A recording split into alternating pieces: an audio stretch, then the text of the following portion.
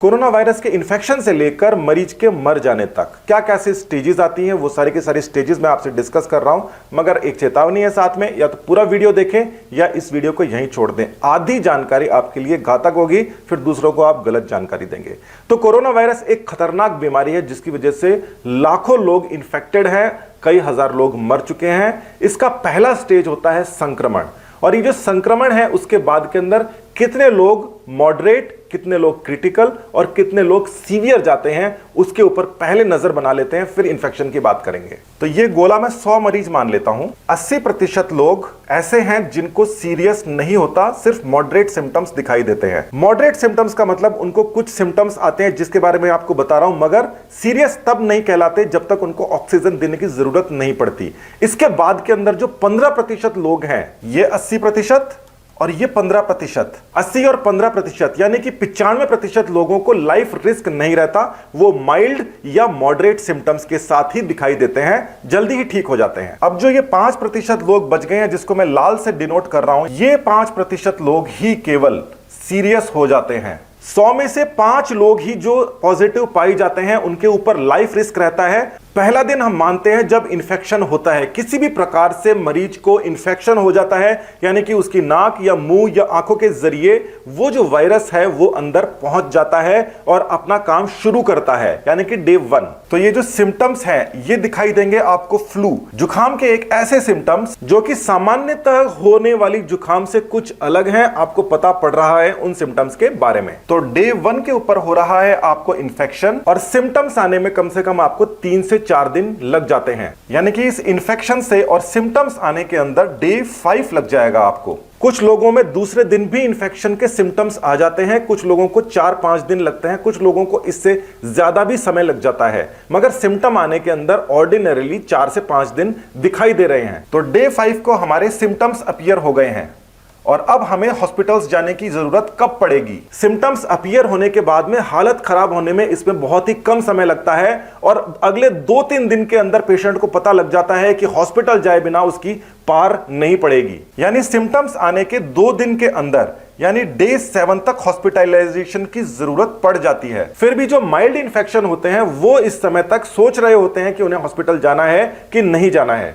तो जैसा कि हमें पता है, कोरोना वायरस लंग्स के ऊपर असर डालता है, और ये पूरा का पूरा रेस्पिरेटरी कैनाल के ऊपर असर डालता है। इसके अंदर कोरोना वायरस बाहर से आपके अंदर संक्रमण पैदा करता है, और संक्रमण यहाँ पे इस तरीके से नया नया संक्रमण होते होते वो धीरे धीरे लंग्स के अंदर पहुंच जाता है, और लंग्स के अंदर भी कोरोना वायरस आ जाता है। मगर इसको यहां तक आने में पूरा रास्ता संक्रमित करके और अपने आप को बढ़ाते बढ़ाते आना होता है। अब लंग्स के अंदर क्या होता है, जहां पर सबसे बड़ी समस्या होती है उसके बारे में आप जानिए। लंग्स के अंदर सेल्स होते हैं, और ये जो सेल्स होते हैं ये साधारण सेल्स नहीं होते, इनमें सीलिया लगे होते हैं, और ये जो सीलिया हैं ये इस तरीके से लंग्स में कोई भी चीज होती है उसको बाहर निकालने में हेल्प करते हैं। इनका काम ही यही होता है कि वो जो छोटे छोटे से रेशे हैं, ये कोई भी सामान होता है तो इसको ये वाला जो सीलिया है ये आगे फेंक देता है, फिर ये वाला जो सीलिया है इसके पास में ये सामान आता है, ये इसको और आगे फेंक देता है, और इस तरीके से धीरे धीरे करके वो शरीर से बाहर निकल जाता है। जैसे खरखराट आप करते हैं ना, तो वो नीचे से सारा का सारा जो चीजें हैं वो धीरे धीरे करके बाहर आ रही होती हैं, और इसके अंदर यहां से तो आपने खरखराट करके निकाल दिया, मगर लंग्स से लेकर यहां तक आने का जो काम है ये सीलिया ही करते हैं। कोरोना वायरस क्या करता है, वो इन सेल्स को बर्बाद कर देता है। ये सीलिया जो होते हैं वो उससे निकल के अलग हो जाते हैं, जिसकी वजह से ये सेल वो काम नहीं कर पाते जो काम ये करना चाहते हैं। तो देखिए, ये वाले जो सीलिया हैं और ये वाले जो सीलिया हैं ये यहां से हट जाते हैं। लीजिए, ये हट गए यहां से, और ये यहां से हट के यहां पे आ जाते हैं, मतलब ये यहां से निकल के और बाहर चले गए। अब ये जो सेल हैं, इन सेल्स के ऊपर कुछ भी सीलिया नहीं है, और ये अब बिना काम के हो गए हैं। यानी कि वो जो सेल हैं जो कि सीलिया के फंक्शन, यानी कि सीलिया झाड़ू की तरह होता है, इस तरीके से सामान को आगे फेंक रहा होता है, वो काम ही नहीं कर पा रहे जिस काम के लिए वो हैं। तो वहां पर सारी की सारी चीजें इकट्ठी होनी शुरू होती है। तो यहां पर ये देखिए, ये सामान जो है वो यहां पर इकट्ठा होना शुरू हो रहा है, जो कहीं जा नहीं पा रहा, और धीरे धीरे ये जो बाकी जो सेल्स हैं ये भी संक्रमित होते जा रहे हैं। ये सब इन्फेक्शन की वजह से होता है, और इन्फेक्शन हर जगह फैल जाता है। लीजिए, हम यहाँ पर थोड़ा इन्फेक्शन दिखाने की कोशिश करते हैं कि ये जो इन्फेक्शन है ये हर जगह फैल गया है, जिसकी वजह से ये जो परत है ये परत मोटी होती जा रही है। लंग्स की परत मोटी हो जाती है और साथ ही के अंदर वो जो कचरा है उसके अंदर फंस गया, उसको साफ नहीं कर पाती, तो कचरा वहां पे जमा होने लग जाता है। तो कोरोना वायरस ने देखिए क्या कर दिया है, उसने आधे से ज्यादा जो लंग्स हैं इसके अंदर किसी तरीके से इन्फेक्शन करके और ये इन्फेक्ट कर दिया है और ये अब मोटे होते जा रहे हैं। और क्योंकि इसके अंदर जो लंग्स के अंदर जो कचरा है वो यहां से नली से होते हुए बाहर खरखराट करके नहीं निकाल पा रहे हैं, तो वो यहां पर और जमा होता जा रहा है। तो इस समय शरीर को क्या करना चाहिए और इम्यूनिटी सेल्स क्या कर रहे हैं? शरीर के अंदर रोग प्रतिरोधक क्षमता होती है और सेल्स, जो इम्यूनिटी के जो सेल्स होते हैं, वो उस वायरस के खिलाफ और साथ ही के अंदर वो जो कचरा वहां पे फंस गया है, जो इन्फेक्टेड कचरा है, उसके खिलाफ धावा बोल देते हैं। देखिए ये जो हरा पोर्शन है इसके अंदर बहुत सारे सेल्स हैं और ये जो मोटी परत है जो सेल्स की अब बढ़ती जा रही है, इसके अंदर सेल्स के साथ में ये संक्रमण यानी कि ये वायरस भी हर जगह मौजूद है। तो शरीर के डिफेंस सेल्स यानी कि उसकी जो रोग प्रतिरोधक क्षमता वाले जो सेल्स होते हैं, जो कि योद्धा सेल्स होते हैं, कहीं भी जाके संक्रमण को मारते हैं,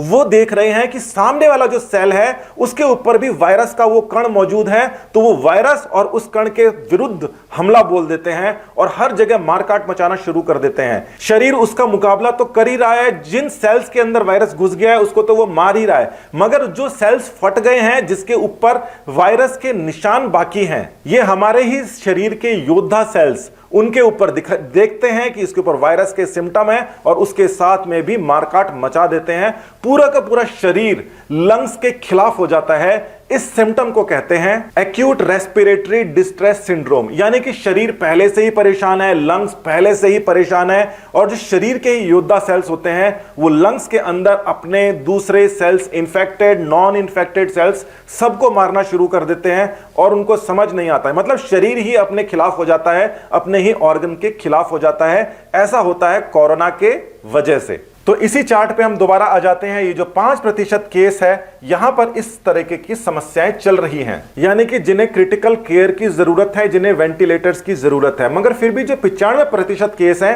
उन्हें इन सब की जरूरत नहीं होती और 80% केसेस के अंदर तो ऑक्सीजन लगाने की जरूरत नहीं होती। तो ऑक्सीजन लगाने की जरूरत इसलिए नहीं होती क्योंकि वहां पर यह समस्या नहीं आती कि शरीर ही शरीर के खिलाफ नहीं हो रहा होता। तो ये जो 5% लोग हैं, इसके अंदर भी 1% लोग और बच जाते हैं। फिर भी 3 से 4% तक का इस समय तक रेट आ रहा है जो बच नहीं पाते और उनकी डेथ हो जाती है।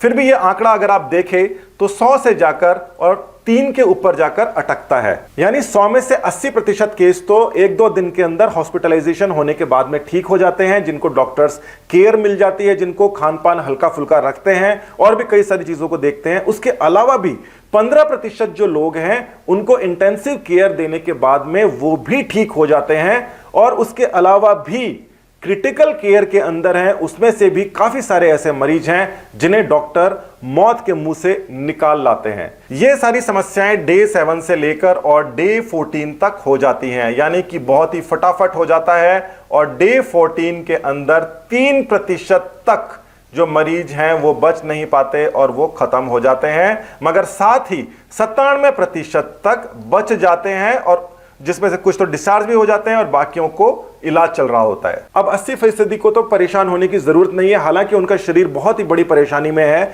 मगर फिर भी मरने से वो बेटर हैं। और उसके बाद भी जो लोग बचते हैं उनके लंग्स के अंदर परमानेंट डैमेज हो जाता है, हनीकॉम्ब लाइक स्ट्रक्चर कहते हैं, मतलब जो लंग्स के कई हिस्से हैं वो कोरोना होने के बाद में उसके अंदर छेद हो जाते हैं अलग अलग, और वो जो छेद हैं वो परमानेंट रहते हैं, वो ठीक नहीं होते। कई सालों में जाके थोड़ा बहुत लंग्स अगर रिकवर कर जाए तो कर जाए। तो देख लीजिए, डे 1 इन्फेक्शन वाले दिन से शुरुआत हुआ था, उसके बाद में सिम्टम्स आने में भी उसको 3 दिन एक्स्ट्रा लग गए थे। इस समय तक वो इन्फेक्टेड था और इन्फेक्शन फैला रहा था। पहले दिन से चलते हुए डे 7 पर आके उसे हॉस्पिटलाइज होना पड़ गया था, मगर फिर भी कुछ ऐसे % लोग भी हैं जिनको पॉजिटिव होने तक बुखार नहीं आया था। मतलब ध्यान देना इस बात को, 40% लोग ऐसे थे जिन्हें पॉजिटिव पाए जाने तक बुखार नहीं आया था, मगर एडमिट होने के बाद के अंदर उनको, क्योंकि वो स्टेज के अंदर थे, उसके बाद उनको बुखार आया। यानी कि जरूरी है कि सिम्टम आए तो आपको अपनी जो है वो रक्षा करनी है और डॉक्टर के पास में जाना है, मगर सिम्टम नहीं आते हैं फिर भी आपको जो सोशल डिस्टेंसिंग है और जो अलग अलग चीजें हैं सरकार ने बता रखी है उनका पालन करते रहना है, क्योंकि पता नहीं है 4 दिन बाद में आपके साथ में क्या होगा। हर रोज हमारी जानकारियां बढ़ रही हैं कोरोना के प्रति और नई जानकारियां आ रही हैं। आपको घबराना नहीं है, मगर जितनी सारी की सारी चीजें आपको सरकार बता रही है उसका पालन करना है और यह भी ध्यान रखना है कि हर कोई नहीं मर रहा है इससे, मगर फिर भी कौन मरेगा कौन बचेगा इसका पता नहीं है। आपको अपनी और अपने परिवार की रक्षा करने के लिए सावधानी ही बचाव है, यह ध्यान में रखना पड़ेगा। अगला वीडियो हाइड्रोक्सी क्लोरोक्विन के ऊपर आ रहा है, जिसके अंदर मैं आपको यह बात बताऊंगा कि ये जो लंग्स के अंदर पानी भरने वाली जो समस्या है और ये जो वायरस वाली समस्या है, इसके अंदर ये हाइड्रोक्सी क्लोरोक्विन जो कि एंटीवायरल ड्रग ही नहीं है, वो क्यों काम आ रही है और कैसे आ रही है। रोचक है, समय भी है, देखना जरूर।